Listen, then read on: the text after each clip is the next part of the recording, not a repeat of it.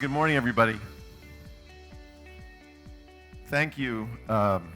Firstly, thank you to the Monetary Authority and to the Central Bank of Kenya for having me here and to share my thoughts about the state of the world, the future of the world, the role of fintech in that world, and I think most importantly, the opportunity for Africa in that world.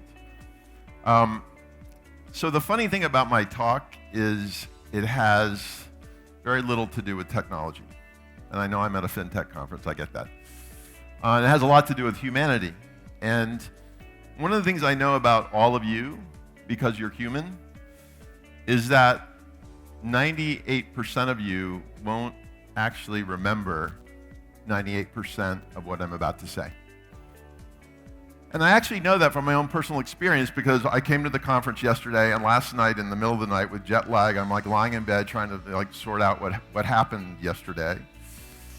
And I was thinking about all the talks I heard and incredibly compelling talks, and I was trying to sort of capture, well, what did I remember from that? What is my takeaway? What is the application of my takeaway? And I just realized humans aren't really good at this.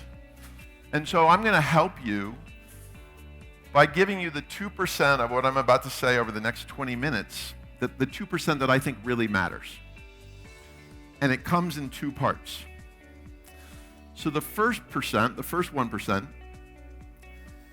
is that whatever you are trying to do, steer a country in today's 21st century tech-centric world, figure out what digital transformation means, figure out what blockchain means, figure out how to grow your business, figure out how to turn your startup into a viable business, that whatever you are trying to figure out, my suggestion to you is to spend less time focusing on the technology questions and more time focusing on the human questions. And the irony of our existence is that all we have is our humanity, and yet we tend to take it for granted. We tend to not spend much time contemplating who we are, what we do, why we don't do what we should do. And in that regard, we not only do we miss the point, but we miss the opportunity. And in the case of innovation, we suffer the risk of failure. And to prove my point, 75% of all startups fail. And I actually was reading an article yesterday that suggested it was more like 90%. The article also suggested that in any given year, 5 million businesses are being created. So by the time I have finished speaking today, 200 new businesses will be created. And the vast majority of them will fail. I think 75% is underreported. The other stat, 95% of corporate innovation fails. So this is the big money, the big guns, the big brains, right? Coming up with new product ideas to extend their portfolio, whatever, and 95% of the time, they fail.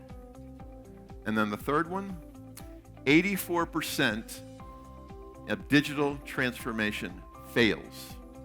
In the United States last year, this is crazy. In the United States last year, $1.3 trillion reported in Forbes, so it must be real, $1.3 trillion was spent on digital transformation, and they determined through some extensive research study that $900 billion was a waste of money. So just hold on to that for a second. So this presumption, this delusion that we have that everything's going to work out just fine and all these technologies are going to somehow find their place and all these startups are going to make it is not fundamentally true. But the miss in it is not, to my mind, around technology. The technology works. The failure rate is a function of connecting the technology with the truth of humanity. And that is a function of us not contemplating the truth of ourselves and the truth of the people we serve. There's a cheat sheet. Virtually every presentation I give, at some point in my slide deck, this thing appears. How many people know Maslow? Okay, for those that did not raise their hand, please Google it later.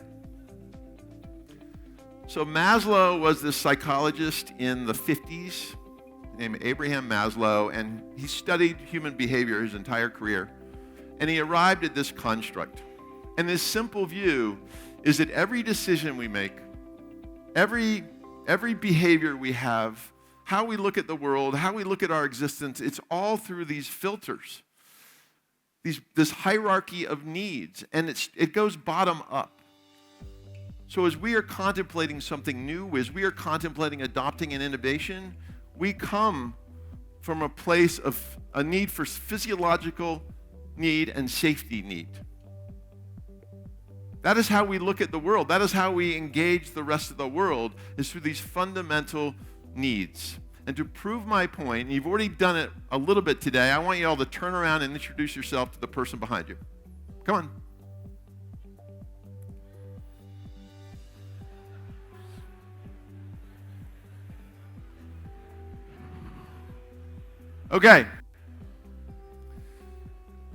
Okay, so I'm betting some percentage of you, when I asked you to do that, felt a little pitter-patter in your heart, a little bit of fear.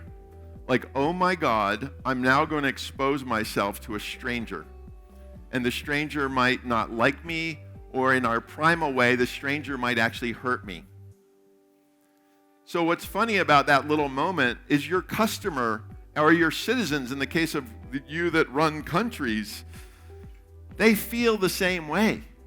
The Maslowian hierarchy of a need applies to every human being walking the earth. And so if you want to be successful with innovation, understand that hierarchy, understand the motivators, understand the behaviors, and meet the human where the human is. You know what this is. It was talked about a lot yesterday. Is the success of M-Pesa technology? Is there AI in that thing? Is there ML in that thing? Is there blockchain?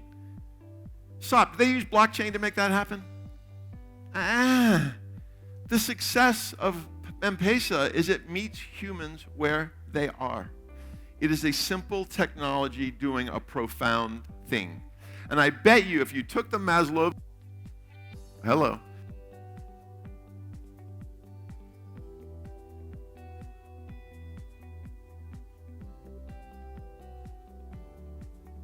In a hierarchy, and you laid it against M-Pesa's success, you would see that M-Pesa nails every layer of that hierarchy, from physiological to safety to belonging to love to self-actualization.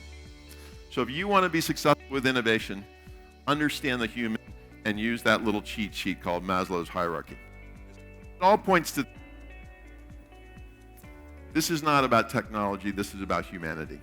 FinHuman, not FinTech. By the way, I used to be the managing director of the Harvard Innovation Labs. I left 2 months ago.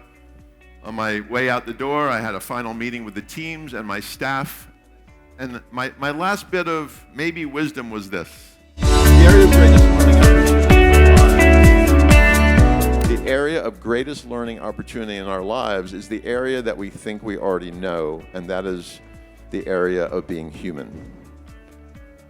Like, nobody in this room has thought about being human in the last 24 hours. Nobody's thought about their customers as being human. Nobody's thought about the future of humanity. We're all fixated on the shiny objects and what I think of as the superficiality of things like technology. I'm pro-technology, but I really think it only works when you put it through the lens of the human. Hold on, I'm going to switch it. The second point, remember I promised you 2%, 1% is all about humanity, understanding humanity. The second point is the idea of as we go forward, we fixate on going forward. And I think there's an irony, which is there's a lot to learn by going backwards. And I don't mean going backwards in terms of learning the ways of the West or the East. I mean learning backwards and turning in terms of understanding what has happened since the beginning of civilization. The fact of the matter is, over the last 3,000 years, many empires have risen and many have fallen. Many. And so the question is, what can we learn about the rise and what can we learn about the fall so that we can actually avoid the fall?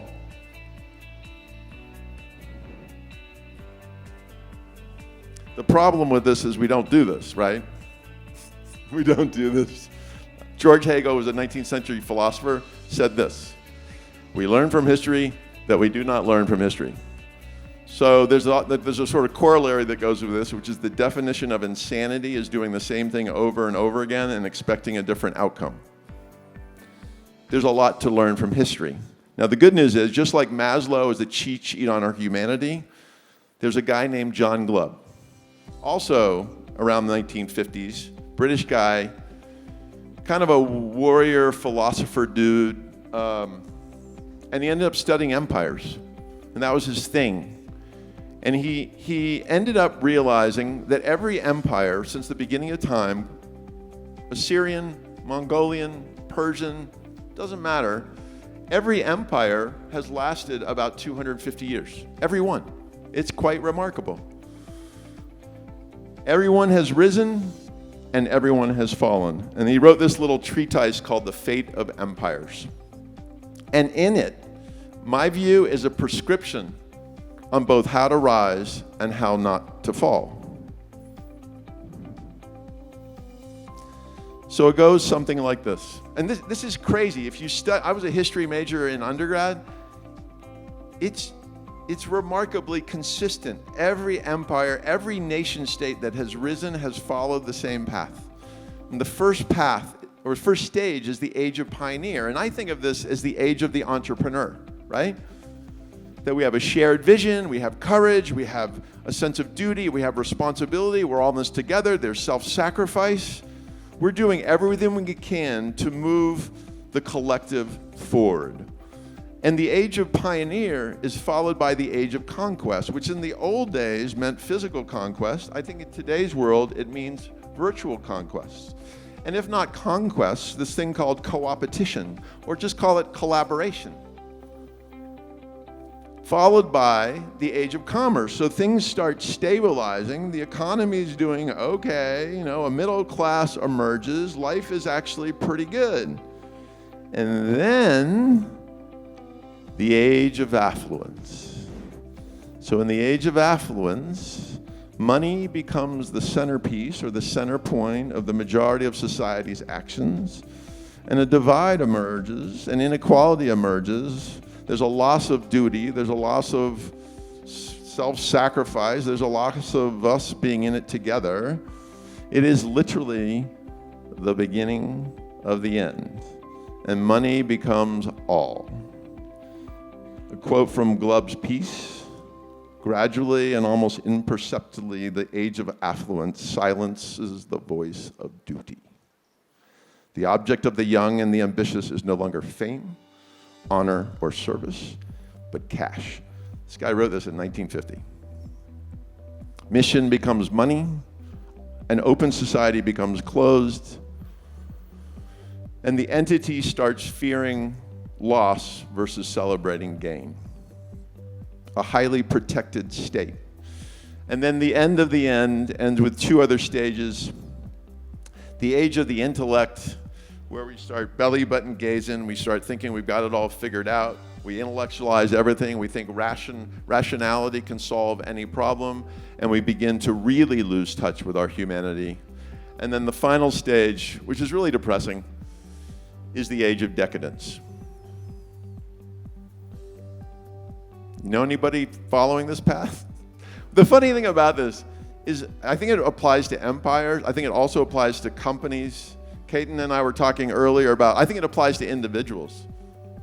I mean, you could argue you come out of college, you're a pioneer, and then your conquest is you seek a significant other, and then you stabilize your career, and you're now commerce, and then you do really well, and you're in affluence, and then you start thinking you got it all figured out, and that's the beginning of the end. So this is my view. We are here. No, you look at the data. We are here. We are here. We are not over there. We are here. Here's some data. I won't belabor it. Healthcare costs through the roof, cost of education through the roof, student debt. Student debt in the United States is $1.3 trillion. It exceeds credit card debt. Excuse me? My other little favorite stat on this, last year, $3.8 billion was spent by lobbyists in the United States, which is like 5% of Kenya's GDP. That's our form of corruption, right there. And it keeps on going. So you say, no, Chris, no, you're wrong. No, the United States is a superpower. No, look at the Global Innovation Index. It's number 6. Singapore's number 5. Congratulations. But I argue if you actually look at the thing on the right, you can't read it. But if you actually look at the variables that inform the Global Innovation Index, which is used increasingly by countries to say, look at us, I think they're not quite right. They focus on inputs and they focus on outputs, but I don't think they focus on the fundamental truth of a society or a country or an empire or anything. And later I'm going to propose a different index. If you look at the United States through this lens, we really suck. We are failing admirably at the majority of the UN's sustainability goals, which was mentioned yesterday. Here's some other stats if you don't believe me. 25% of college students in the United States are on antidepressant or anti-anxiety medication. 25%. 40% of Americans are obese, and based on my last time there, I think that's underreported. And then I think one of the worst ones is 1 in 4 Americans feel isolated, feel like they have no one to confide in. And loneliness is actually a health issue because it turns out being lonely is akin to smoking 15 cigarettes a day. It's a mess. But this is the point I want to make about the rise and the fall. What motivates the fall is not externalities, it's internalities. It's actually about behavior. It's not about capital or competition. It's not about capital or competition or technology.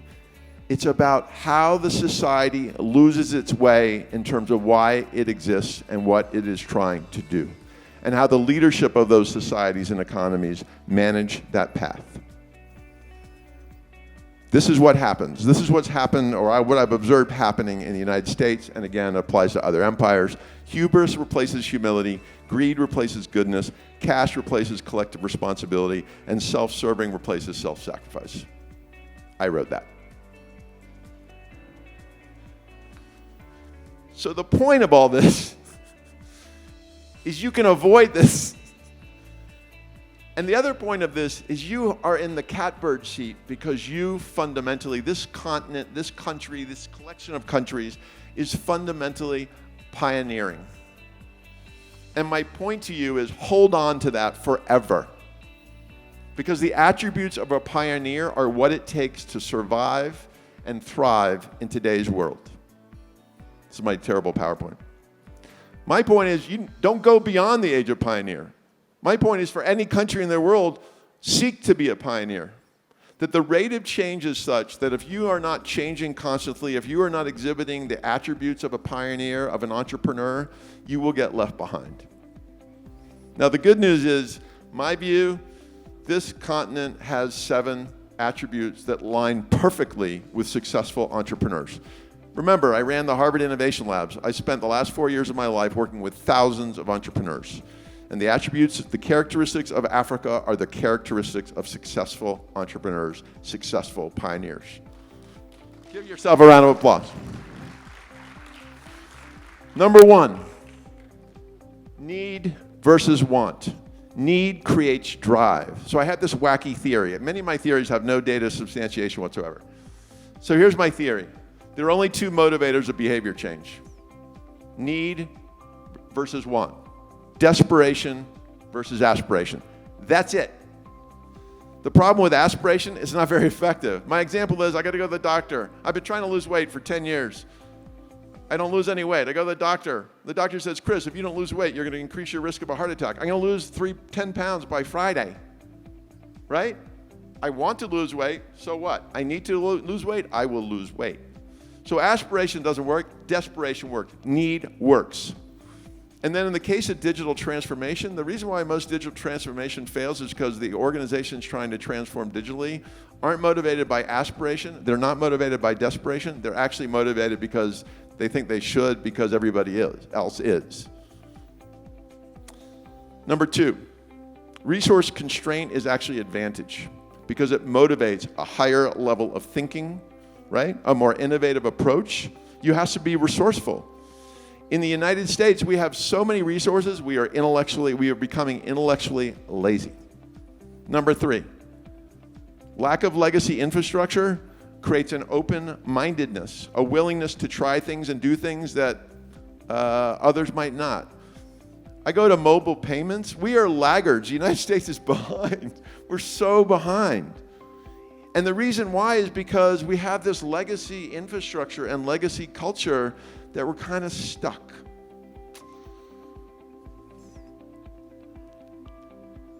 Number 4, being an entrepreneur fundamentally is about taking risk. And one of the enablers of risk-taking is if there's not a lot of downside, you're more willing, you're more amenable to stepping out, stepping forward, jumping off the cliff. And that, to me, is an advantage. And I think this one's like a little weird, but I think it's really important. The idea of emerging is a really powerful construct. Because in emergence, you cannot help but be introspective. You cannot help but look at self and embrace the truth of self, embrace the truth of where you are, because you're trying to get to a better place. When you already think you're at the top, you lose the capacity to be introspective. Again, you think you got it all figured out. And so, number 1 attribute of a successful entrepreneur, this is proven by research, is self-awareness. And this country, this continent has it. One of my favorites, lack of hubris creates a willingness to collaborate. You don't have it all figured out, and you need others to figure it out. This conference and this joint venture between the Monetary Authority and the central bank, I think is a perfect example of that. And then the last one is, I don't know a ton about this continent in Africa, but everything I have read is that it exudes a pride. And pride, to me, through the lens of entrepreneurship, translates into courage. These people personify that courage. And I think there are tens of thousands of other entrepreneurs in this continent right now stepping forward and being the brave people that they are. So the question is, how do you avoid, if you're at the top as pioneers, how do you avoid the fall? And I have 3 simple ideas, or maybe not so simple. I don't think the measures that exist in society are the right measures. I certainly don't think the Global Innovation Index is the right measure. I don't think GDP is the right measure. I think this is getting closer, but I'm still not sure it's the right measure. And so I've been thinking about a new index that would help us all figure out how to get to where we want to get to without suffering the other side. And I was reading the New Yorker last week, and there's a quote, there's an interview with Macron, and he said this: for society to be sustainable, you have to restore the equality of chances. And that really stuck with me. And I think that is what we're actually all after, the equality of chances. And I think ultimately what we're after is, in order to self-actualize this continent, in order to self-actualize this country, we have to self-actualize the people. They have to be self-actualized. So shouldn't we create an index that measures actualization, right? I mean, if a country consists of 100 people and 100 people are self-actualized, realizing their full potential, then de facto that country is excelling, I think. So I made this up, but I want to work on it and make it real. I created something called the Latitude Index. And it's all about measuring equality of chances. And it's a bit of a mashup between the sustainable goals, maybe a couple of things out of the Global Innovation Index. But it focuses particularly on the individual and personal feeling and personal movement, going back to the Maslowian thing. And then culture, I think, obviously has a huge, huge part in it. The second thing, and I'm going to try to wrap this up, I really believe if I ran a country, I would put a ton of my energy into the education system, but not just primary and secondary. I mean, here's the dynamic. We live in a world where the pace of change is faster than the average human's ability to change. Fundamentally true. And yet the systems don't exist to help adults keep up with that change. We continue to focus on K-12 and higher ed, but they don't keep up. The other thing I just want to call out and this may get me thrown out of the conference, which is, I guess, okay. I think this talk about financial inclusion is wonderful, truly wonderful. But I worry that it's not joined with talk about financial literacy. Yeah, thank you. Like, I've been to many fintech conferences over the last year. Thanks, Sop. Nobody ever says the words financial literacy. And do you know what happens when you put something like a credit instrument in the hands of somebody that doesn't understand credit? I saw it firsthand. I live in the United States. I saw the subprime mortgage collapse. We thought we should put the credit instrument of a mortgage in the hands of millions of Americans, and they didn't actually understand the terms of the deal.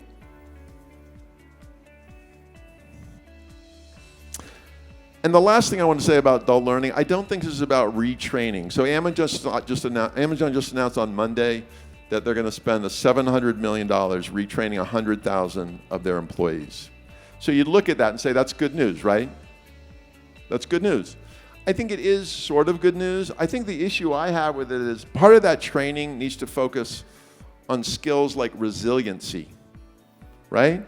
Skills like adaptation. Needs to motivate people to realize that they have to be lifelong learners. That it's not incumbent on their corporation or their country to lead them every step of the way. Fundamentally, I believe every human needs to recognize that they have to be a pioneer. And then in order to be a successful pioneer, you have to learn for life. And then the last one, which is kind of radical, so is a new definition of the total factor of productivity. So I went to business school. I don't really remember much. But I do remember the total factor of productivity. It's this idea that a high-performing economy is a function of a combination of an educated labor force, capital, and infrastructure. I'm going to add this. I mean, remember, the empires that fell, of which there are many, didn't fall because they didn't have capital, didn't fall because they lost infrastructure, didn't fall because of a labor issue. I think they fell because they lost their way as a collection of human beings. Somebody shared this term with me yesterday. You guys know what this is? I think Bantu. It's a Southern African term. Anybody know what it means? What does it mean? Together. It means together. It means humanity, right? Is that right? I think that's the big task here, people. If you want fintech to work for humanity, then spend more time worrying about humanity. And that really is the opportunity to take the advantages that are unique to this continent and then put them through a filter really of compassion for each other, for society at large, and get really good at being human. So when you go forward today, don't go forward as bankers, don't go forward as technologists, don't go forward as entrepreneurs. Go forward as humans, seeking to understand the other, and in doing so, seeking to understand yourself. And the last thing I'll throw into this is I'd love to redo the GLUB chart and cut out the age of decadence and cut out the age of intellect and replace it with the age of sustainable human progress. We are in this together. Thanks very much.